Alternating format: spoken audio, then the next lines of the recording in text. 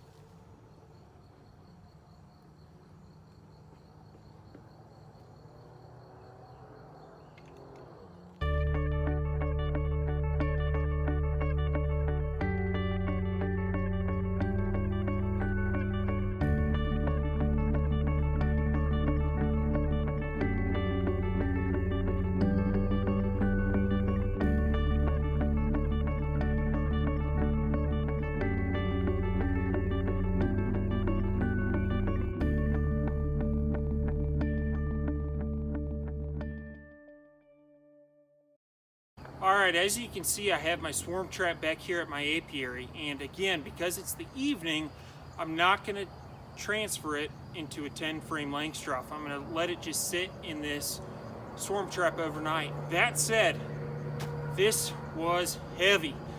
I would estimate that this weighs 45 to 50 pounds, and it would not surprise me if all 5 frames are filled up. Last night I brought this swarm trap back to my bee yard, and today is the morning after, and I'm going to transfer all of the frames into a 10 frame Langstroth. Now, as I mentioned, this was incredibly heavy when I was taking it off the tree and moving it into my truck. I have a feeling that this is either a huge swarm or a swarm that's been incredibly active in building out comb and filling it full of honey. We won't know until we look inside, so let's take a look.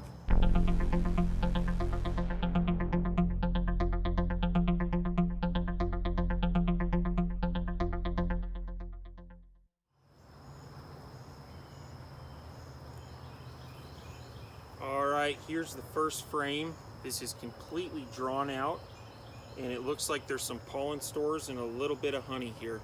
So I'm going to go ahead and transfer this. Because it's honey, I'm going to move it to kind of near the outside, just so all the brood and laying can go on in the middle of this hive. Alright, here's the second frame. As you can see, they built up some comb right here on the bottom of the frame. Unfortunately, I'm going to have to scrape that off because it's not going to fit in the 10 frame Langstroth. That said, we've got a great frame of brood here and some brood on the backside. So I would guess that this hive had been caught several days, perhaps 10 days before I went and checked the trap.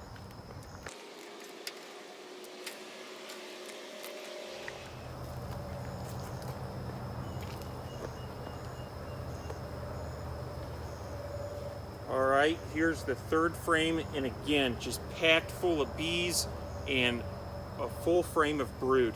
I mean, this is just beautiful. This hive is big enough and it's early enough in the year that I think I'll probably do a split on this.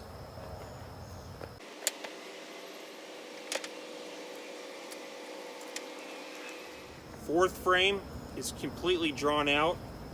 Got some honey stores on one side and looks like some honey on the back side. All right, in the last frame, holy smokes. This is just jam-packed full of bees, and as you can see, they've built this comb all the way down.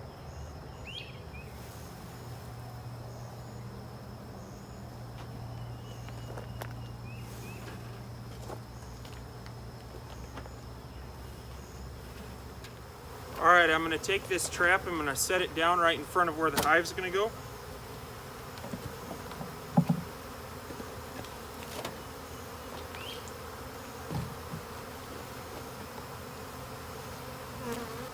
I'm going to go ahead and put the hive cover on and let these bees migrate over to their new home throughout the whole day.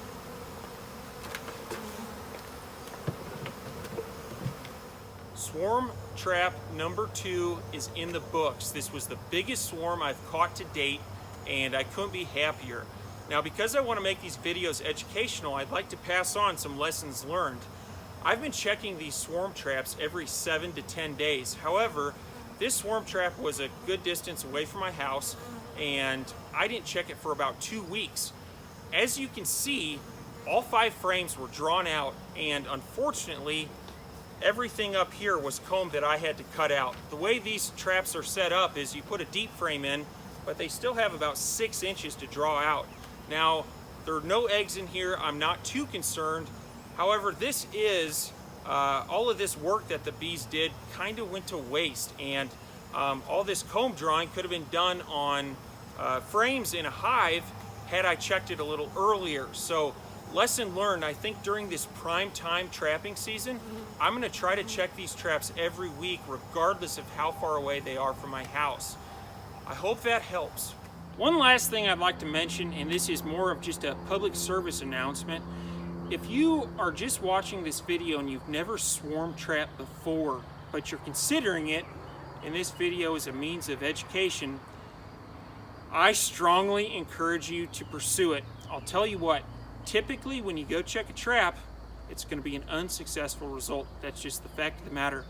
However, when you walk up to a trap and in the distance you see little bugs flickering, and then you walk closer and you realize that you captured a swarm of wild honeybees, that is an awesome, awesome feeling. I compare it to finding presents under the Christmas tree at Christmas.